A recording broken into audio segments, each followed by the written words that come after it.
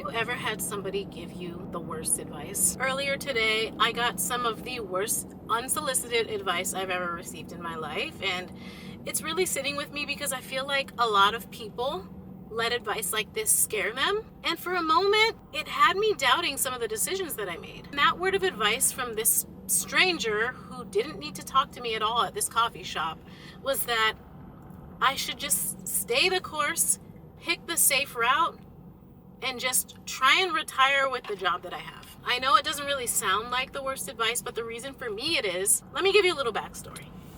So I'm sitting by myself and I'm editing some content, and this guy who's kind of sitting over next to me, I ask him if I can use the plug. Then he starts to ask me a little bit about my computer, about my camera, and all that stuff, and I start talking to him. And then he kind of just starts throwing out these microaggressions about influencers and about like creators in general and how he doesn't understand how it's a real profession. He made a really weird comment that was like, if more people just got jobs instead of trying to be famous, then the world would be a better place. I could have stopped the conversation there, but it really irked me because one, like, your scope of vision is so small, but two, why are you coming for a whole group of people that want to be creative? Mind you, he's kind of backhandedly insulting me because I was editing content. So we start to have a civilized conversation about it, and I just explained to him, and I'm like, not everybody is meant for a cookie cutter life. Like, sure, it might be annoying to some, but also it really shouldn't bother you if somebody is working on creating. And he was specifically talking about the gym. There's a lot of people, I guess, shooting content in the gym, so it kind of prevents him from his workouts or whatever. And I was like, okay, that's a handful of people. I can understand the mentality of staying straight and narrow, just picking a path, picking a job, sticking with it, whether you hate it or not. But I was like, but I think it's a really beautiful thing that the world has changed so much the last 15, 20 years that we can do the things that we love and find a way to make money. And he just was so hard-headed about it. Like, we weren't arguing, we were definitely having conversation, but it was one of those conversations that I realized there was no convincing him, if that made sense.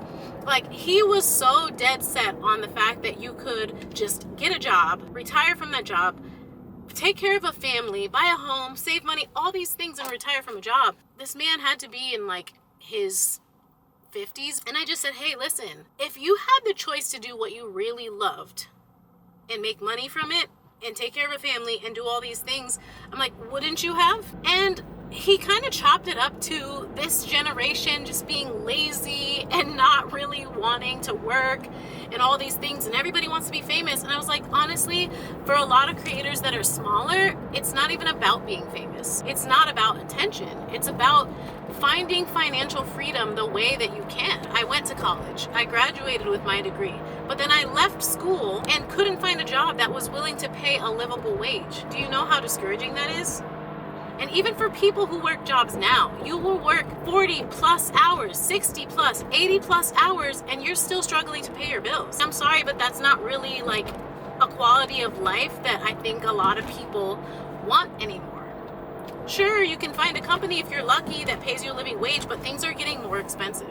It's getting hard just to survive. And if you can do something that you love and make money from it and be able to thrive, what's wrong with that? I really don't see what the problem would be and why it would bother somebody else. He starts talking to me about this company that he's worked at. He's been there for like the last 15, 20 years, and he's got benefits and all this stuff. And I was like, to be honest, I really don't think that there are a lot of jobs that are out there like that anymore. And it's really great for you that you came on to that position and you got lucky. But I was like, for a lot of us out here though, living in this time, that's just not a reality for some of us, because jobs want to pay you very little and squeeze every drop of juice that they possibly can. Now, I'm not a mathematician, but I know that 1 + 1 does not equal 6. That's what a lot of these companies are trying to do to people. They want as much output as they possibly can get for as little putting in as they can. And it was just so indicative of how small-minded some people can be and how out of touch with reality they are. So sometimes it's crazy to me because it's like the people who have never tried to do anything or never tried to change their lives are always the first ones to try and give advice. But all I will say is anytime I've ever talked to somebody who's successful in anything that I've been interested in, or in creating their own wealth or creating their own business or company, the first thing they tell you to do is go for it. Try. Just try. Try, make mistakes, do whatever you got to do to figure it out. But once you figure it out, you'll figure it out and you'll be happy. Just try.